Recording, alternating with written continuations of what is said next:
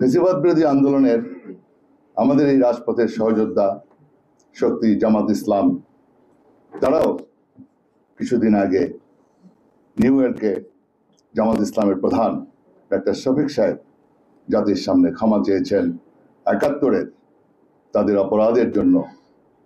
আমি বলবো স্পেসিফিক ৭১-এর ক্ষমা চেতে হবে স্পেসিফিক। আপনি ৪৭ সালের যদি আপনার কর্মীরা কোনো রকম ভুল ত্রুটি করে থাকে, আমরা তো ৪৮ সালের ক্ষমা চাওয়ার জন্য বলি নাই।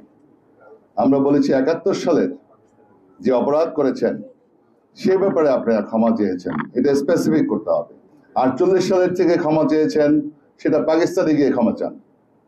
৭১ সালে যে অপরাধ করেছে, আমাদের ২ লাখ মা বোনের ইজ্জত, ৩০ লক্ষ শহীদের রক্তের বিনিময়ে আমাদের স্বাধীনতা, সুতরাং সেই অপরাধের জন্য স্পেসিফিক ক্ষমা চাইতে হবে।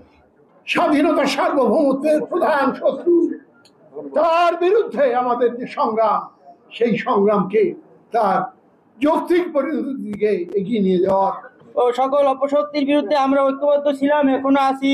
আপনারা জানেন জুলাই অভ্যুত্থানে আমরা আমাদের ২ জন সাথীকে হারিয়েছি, শ্রদ্ধাভরে স্মরণ করছি তাদেরকে।